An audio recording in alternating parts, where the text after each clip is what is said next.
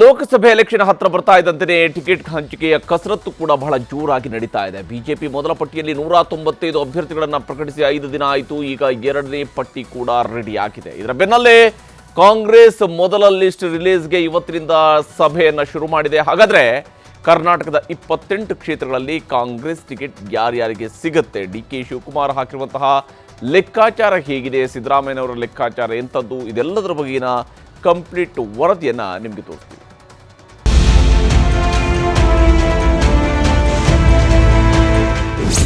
ಲೋಕಸಭಾ ಚುನಾವಣೆಗೆ ಅಭ್ಯರ್ಥಿಗಳ ಆಯ್ಕೆಗೆ ಬಿಜೆಪಿ ಎರಡನೇ ಸುತ್ತಿನ ಸಭೆ ನಡೆಸಿ ಎರಡನೇ ಪಟ್ಟಿಯನ್ನು ಬಹುತೇಕ ಫೈನಲ್ ಮಾಡಿದೆ. ಈಗ ಕಾಂಗ್ರೆಸ್ ಕೂಡ ಅಭ್ಯರ್ಥಿಗಳ ಆಯ್ಕೆಗೆ ಕಸರತ್ತು ಶುರು ಮಾಡಿದೆ. ದೆಹಲಿ ಕಾಂಗ್ರೆಸ್ ಕಚೇರಿಯಲ್ಲಿ ಈಗಾಗಲೇ ಸಭೆಯೂ ಶುರುವಾಗಿದೆ. ನಾಳೆ ಕಾಂಗ್ರೆಸ್ ಮಹತ್ವದ ಸಭೆ ನಡೆಯಲಿದ್ದು ಅಭ್ಯರ್ಥಿಗಳ ಪಟ್ಟಿ ಹಿಡಿಕೊಂಡು ಡಿ.ಕೆ. ಶಿವಕುಮಾರ್ ಮಾತುಕತೆ ನಡೆಸುತ್ತಿದ್ದಾರೆ. 28 ಲೋಕಸಭಾ ಕ್ಷೇತ್ರಗಳಲ್ಲಿ 15 ಅಭ್ಯರ್ಥಿಗಳು ಅಂತಿಮ ಆಗಿದೆಯಂತೆ. ಉಳಿದ 13 ಕ್ಷೇತ್ರಗಳಲ್ಲಿ ಕಾದು ನೋಡಲು ಡಿಕೆಶಿ ನಿರ್ಧರಿಸಿದ್ದಾರೆ. 2-3 ದಿನದಲ್ಲಿ ಕಾಂಗ್ರೆಸ್ನಿಂದ 15 ಕ್ಷೇತ್ರಗಳಿಗೆ ಹೆಸರು ಪ್ರಕಟ ಮಾಡಲಿದ್ದು ಉಳಿದ 13 ಅಭ್ಯರ್ಥಿಗಳನ್ನ ಬಿಜೆಪಿ ಪಟ್ಟಿ ಬಳಿಕ ಬಿಡುಗಡೆ ಲೆಕ್ಕಾಚಾರ ಹಾಕಿದ್ದಾರೆ. ಅಲ್ಲಿಗೆ ಬಿಜೆಪಿ ಟಿಕೆಟ್ ವಂಚಿತರನ್ನ ಸೆಳೆಯುವುದು ಪ್ರಮುಖ ಉದ್ದೇಶ ಅನ್ನೋದು ಗೊತ್ತಾಗಿದೆ. ಜೊತೆಗೆ 6ರಿಂದ 8 ಸಚಿವರಿಗೆ ಲೋಕಸಭೆಗೆ ನಿಲ್ಲಲು ಪಕ್ಷ ಸೂಚನೆ ನೀಡಿದ್ರು ಈಗಾಗಲೇ ಬೇಡ ಅಂದಿದ್ದಾರೆ. ಸಚಿವರು ಸ್ಪರ್ಧೆಗೆ ಒಪ್ಪದಿದ್ರೆ ಎರಡನೇ ಪಟ್ಟಿಯಲ್ಲಿ ಅಭ್ಯರ್ಥಿಗಳ ಘೋಷಣೆ ಮಾಡಿ ಸಚಿವರುಗಳಿಗೆ ಗೆಲ್ಲಿಸಿಕೊಂಡು ಬರುವ ಹೊಣೆ ನೀಡಲು ಪ್ಲಾನ್ ರೆಡಿಯಾಗಿದೆ.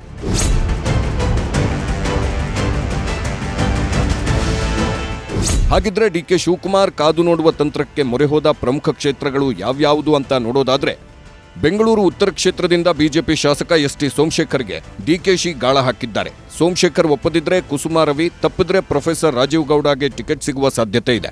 ಬೆಂಗಳೂರು ದಕ್ಷಿಣ ಕ್ಷೇತ್ರದಲ್ಲಿ ಸೌಮ್ಯ ರೆಡ್ಡಿಗೆ ಬಹುತೇಕ ಟಿಕೆಟ್ ನೀಡುವ ಸಾಧ್ಯತೆ ಇದೆ. ಆದರೆ ಮಂತ್ರಿ ಸ್ಥಾನನೂ ಕೊಟ್ಟಿಲ್ಲ, ಮಂಡಳಿಯಲ್ಲೂ ಸ್ಥಾನಮಾನವಿಲ್ಲ.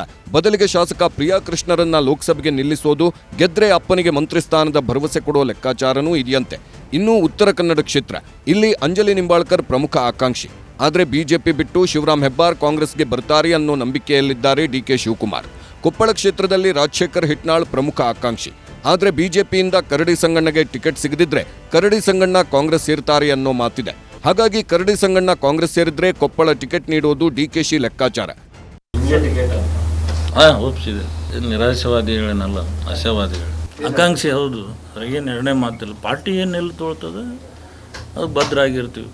ಯಾರಿಗೆ ಕೊಡಲಿ ಟಿಕೆಟ್ ಅವರು ನನಗೆ ಕೊಟ್ರೆ ರೆಡಿ ಇದ್ದೀನಿ ನಾನು ನಿಲ್ಲಕ್ಕೆ. ಚಿಕ್ಕಬಳ್ಳಾಪುರ ಲೋಕಸಭಾ ಕ್ಷೇತ್ರದಲ್ಲಿ ರಕ್ಷಾರಾಮಯ್ಯ ಪ್ರಮುಖ ಆಕಾಂಕ್ಷಿ.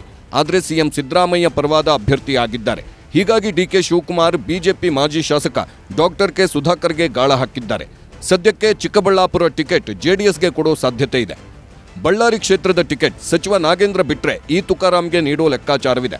ಆದರೆ ಬಳ್ಳಾರಿ ಹಾಲಿ ಸಂಸದ ವೈ ದೇವೇಂದ್ರಪ್ಪ ಬದಲು ಈ ಸಲ ಬಿಜೆಪಿಯಿಂದ ಶ್ರೀರಾಮುಲು ಎಲೆಕ್ಷನ್ಗೆ ನಿಲ್ಲಬಹುದು. ಹಾಗೇನಾದರೂ ಆದರೆ ದೇವೇಂದ್ರಪ್ಪರನ್ನ ಕಾಂಗ್ರೆಸ್ಗೆ ಸೆಳೆಯೋದು ಡಿಕೆಶಿ ಲೆಕ್ಕಾಚಾರ. ಇದೆಲ್ಲ ಲೆಕ್ಕಾಚಾರವನ್ನ ಅಳೆದು ತೂಗಿ ವರದಿ ಹಿಡ್ಕೊಂಡೆ ಡಿ.ಕೆ. ಶಿವಕುಮಾರ್ ದೆಹಲಿಗೆ ಹೋಗಿದ್ದಾರೆ.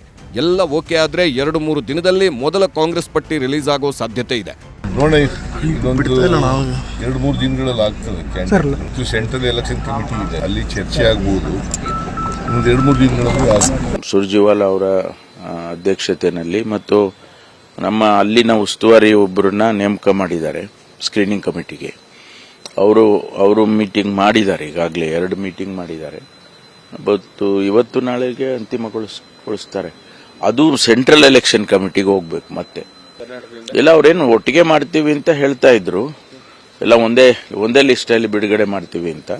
ಕಾಂಗ್ರೆಸ್ ಹೀಗೆ ತಯಾರಿ ಮಾಡಿಕೊಳ್ಳುತ್ತಿರುವಾಗಲೇ ಎಂಎಲ್ಸಿ ಕಾಂಗ್ರೆಸ್ನದ್ದೇ ನಾಯಕ ಬಿ.ಕೆ. ಹರಿಪ್ರಸಾದ್ ಮಾತ್ರ ಕಾಂಗ್ರೆಸ್ನ ಲೋಕಸಭೆ ತಯಾರಿಯನ್ನೇ ಪ್ರಶ್ನಿಸಿದ್ದಾರೆ. ನಮ್ಮಲ್ಲಿ ಎಲೆಕ್ಷನ್ಗೆ ಸಿದ್ಧತೆಗಳೇ ಆಗ್ತಿಲ್ಲ ಅಂತಾನೂ ಹೇಳಿಕೆ ಕೊಟ್ಟರು. ನಾನೊಬ್ಬನೇ ಅಲ್ಲ, ಇನ್ನು ಯಾರೂ ಸಹ ಲೋಕಸಭಾ ಚುನಾವಣೆಗೆ ಏನು ತಯಾರಿ ಮಾಡಬೇಕು ಆ ತಯಾರಿ ನಡೀತಾ ಇಲ್ಲ. ಆದಷ್ಟು ಬೇಗ ಪ್ರಾರಂಭ ಮಾಡ್ತಾರೆ ಅಂತೇಳಿ ನನಗೆ ಅನಿಸುತ್ತೆ. ಮತ್ತು ಇಲ್ಲಿ ತನಕ ತಯಾರಿ ನಡೆದಿರೋದು ಅಭ್ಯರ್ಥಿಗಳ ಪ್ರಕ್ರಿಯೆ ನಡೀತಾ ಇದೆ, ಆಯ್ಕೆ ಮಾಡ್ತಕ್ಕಂಥ ಪ್ರಕ್ರಿಯೆ ನಡೀತಾ ಇದೆ ವಿನಃ ಗ್ರೌಂಡ್ ಲೆವೆಲಲ್ಲಿ ಆಗಬೇಕಾಗಿರ್ತಕ್ಕಂಥ ಕೆಲಸ ಭಾಳ ನಿಧಾನ ಆಗ್ತಾ ಇದೆ. ಸಂಪೂರ್ಣವಾಗಿ ಜವಾಬ್ದಾರಿ ಇಬ್ಬರ ಮೇಲಿದೆ, ಮುಖ್ಯಮಂತ್ರಿಗಳು ಮತ್ತು ಡೆಪ್ಟಿ ಮುಖ್ಯಮಂತ್ರಿಗಳು. ಅವರಿಬ್ಬರು ಸೇರಿ ರಾಜ್ಯದಲ್ಲಿ ಇರ್ತಕ್ಕಂಥ 28 ಸೀಟಲ್ಲಿ 28 ಸೀಟು ಗೆಲ್ಲಿಸ್ಕೊಡ್ತಾರೆ. ಇನ್ನು ಬೆಂಗಳೂರು ಗ್ರಾಮಾಂತರ, ತುಮಕೂರು ಕ್ಷೇತ್ರಗಳಲ್ಲಿ ಒಂದಷ್ಟು ಚಟುವಟಿಕೆಗಳು ಆಗ್ತಿವೆ. ಡಿ.ಕೆ. ಸುರೇಶ್ ಸೋಲಿಸಲು ಮೈತ್ರಿ ಪಕ್ಷಗಳು ಕಸರತ್ತು ಮಾಡ್ತಿವೆ. ಅದಕ್ಕೆ ಟಾಂಗ್ ಕೊಟ್ಟಿದ್ದಾರೆ ಡಿ.ಕೆ. ಸುರೇಶ್. ತುಮಕೂರಿನ ಟಿಕೆಟ್ ಬಗ್ಗೆ ಸಚಿವ ರಾಜಣ್ಣ ಮಾತಾಡಿ ಮುದ್ದಹನುಮೇಗೌಡರಿಗೆ ಸಿಗುತ್ತೆ ಅಂತಿದ್ದಾರೆ. ಗೊತ್ತಿಲ್ಲ, ಒಂದಾಗಿದಾರೋ ಅವ್ರವ್ರೇ ಕಿತ್ತಾಡ್ತಾ ಇದಾರೋ ಗೊತ್ತಿಲ್ಲ. ರಾಜಕಾರಣದಲ್ಲಿ ಇದು ಸ್ವಾಭಾವಿಕ. ಅದಕ್ಕೆ ರಾಮನಗರ ಜಿಲ್ಲೆ ಜನ, ಬೆಂಗಳೂರು ಕ್ಷೇತ್ರದ ಜನ ತಕ್ಕ ಉತ್ತರ ಕೊಡ್ತಾರೆ. ಅದಕ್ಕೆ ಯಾಕೆ ಚುನಾವಣೆಗೆ ನಿಂತ ಮೇಲೆ ಹೋರಾಟ ಮಾಡ್ಲೇಬೇಕಲ್ಲ. ಅದು ದೋಸ್ತಿನೋ, ಅದು ಅವ್ರನ್ನ ಇವ್ರ ಕಾಲು ಹಿಡ್ದೆಳಿಯೋದೋ, ಇವ್ರ ಅವ್ರನ್ನ ಕಾಲು ಹಿಡ್ಕೊಳ್ಳೋದೋ, ಏನ್ ಮಾಡ್ತಾ ಇರ್ಲಿ, ನೋಡೋಣ, ಕಾತೋಣ. ತುಮಕೂರಿಗೆ ನೋಡ್ರಿ, ಕಾಂಗ್ರೆಸ್ ಅಲ್ಲಿ ಮುದ್ದನ್ಮೇಗೌಡರದ್ದು ಆಗ್ತದೆ ಅಂತ ನಾವು ನಂಬಿದ್ದೀವಿ. ಬಿಜೆಪಿನಲ್ಲಿ ಸೋಮಣ್ಣದಾಗುತ್ತೆ ಅಂತ ನಂಬಿದ್ದೀವಿ. ಇನ್ನೇನ್ ಬೇಕು ನಿಮ್ಗೆ? ಕಾಂಗ್ರೆಸ್ 5 ಗ್ಯಾರಂಟಿಗಳ ಮೇಲೆ ಚುನಾವಣೆಗೆ ಹೋಗ್ತಿದ್ರೆ ಬಿಜೆಪಿ ಮೋದಿನೇ ಗ್ಯಾರಂಟಿ ಎಂದು ಓಟು ಕೇಳುತ್ತಿದೆ. ಎಲ್ಲದಕ್ಕೂ ಮೋದಿಯನ್ನೇ ತೋರಿಸುವ ಕೆಲಸ ಆಗ್ತಿದೆ. ಮೊದಲ ಲಿಸ್ಟ್ನಲ್ಲಿ ಒಂದು ಹೆಸರು ಇಲ್ಲ. ಈಗ ನಾಳೆ ಅಥವಾ ನಾಡಿದ್ದು ಬರೋ 2ನೇ ಲಿಸ್ಟ್ನಲ್ಲಾದ್ರೂ ಕರ್ನಾಟಕದ ಹೆಸರು ಘೋಷಣೆಯಾಗುತ್ತಾ ಅನ್ನೋ ಕುತೂಹಲದಿಂದ ಕಾದು ಕೂತಿದೆ ಕೇಸರಿ ಟೀಮ್. 8 ಲೋಕಸಭಾ ಕ್ಷೇತ್ರಗಳ ಬಗ್ಗೆ ಅಮಿತ್ ಶಾಜಿ, ನಡ್ಡಾಜಿ ನಾವೆಲ್ಲ ಸೇರಿ ಚರ್ಚೆ ಮಾಡಿದ್ದೇವೆ. ಯಾರಿಗೆ ಸೀಟನ್ನು ಕೊಡಬೇಕು ಅನ್ನೋದು ಯಾವುದು ಫೈನಲೈಸ್ ಆಗಿಲ್ಲ. ಅದೆಲ್ಲವನ್ನೂ ಸಹ ಪ್ರೈಮ್ ಮಿನಿಸ್ಟರ್ ಜೊತೆಗೆ ಮಾತುಕತೆ ಆಡಿ ಒಂದು 2-3 ದಿವಸದಲ್ಲಿ ನಮಗೆ ಸ್ಪಷ್ಟತೆ ಗೊತ್ತಾಗಬಹುದು. ಬಟ್ ಚರ್ಚೆ ಮಾತ್ರ ಎಲ್ಲ 28 ಲೋಕಸಭಾ ಕ್ಷೇತ್ರ ಬಗ್ಗೆ ಚರ್ಚೆ ಆಗಿದೆ.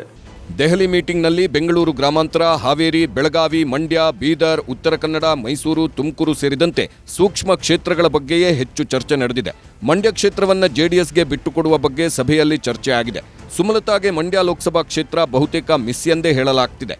ಆದರೆ ನಾನು ಮಂಡ್ಯ ಬಿಟ್ಟು ಹೋಗಲ್ಲ ಅನ್ನೋದು ಸುಮಲತಾ ಪಟ್ಟು.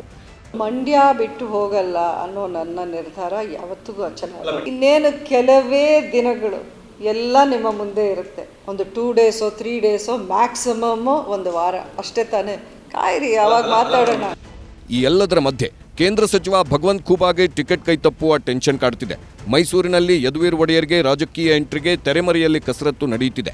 ರಾಜಸ್ಥಾನದ ಯದುವೀರ್ ಸಂಬಂಧಿಕರ ಮೂಲಕ ಬಿಜೆಪಿ ಕಸರತ್ತು ಮಾಡುತ್ತಿದೆ. ಒಟ್ನಲ್ಲಿ ಶಿವರಾತ್ರಿ ಕಳೆದ್ಮೇಲೆ ಯಾವುದೇ ಕ್ಷಣದಲ್ಲಾದರೂ ಬಿಜೆಪಿ ಮತ್ತು ಕಾಂಗ್ರೆಸ್ ಅಭ್ಯರ್ಥಿಗಳ ಪಟ್ಟಿ ರಿಲೀಸ್ ಆಗಬಹುದು. ಪಟ್ಟಿ ರಿಲೀಸ್ ಆದ್ಮೇಲೆ ಭಿನ್ನಮತ, ಬೇಸರ, ಪಕ್ಷಾಂತರಗಳು ನಡೆಯೋದು ಗ್ಯಾರಂಟಿ. Bureau report, news 18. ಕನ್ನಡಿಗರ ನೆಚ್ಚಿನ ನ್ಯೂಸ್ 18 ಕನ್ನಡ ಈಗ ವಾಟ್ಸ್ಆಪ್ನಲ್ಲೂ ಲಭ್ಯ. ಕರ್ನಾಟಕ, ದೇಶ, ವಿದೇಶಗಳ 360 ಡಿಗ್ರಿ ಸುದ್ದಿಯ ವಿವರಗಳನ್ನ ನಿಮ್ಮ ಕೈ ಬೆರಳುಗಳಲ್ಲೇ ಪಡಿಲಿಕ್ಕೆ ಈ QR ಕೋಡ್ ಅನ್ನ ಸ್ಕ್ಯಾನ್ ಮಾಡಿ, ನಮ್ಮ ಚಾನಲ್ ಫಾಲೋ ಮಾಡಿ, ನೋಟಿಫಿಕೇಶನ್ ಆನ್ ಮಾಡಿ.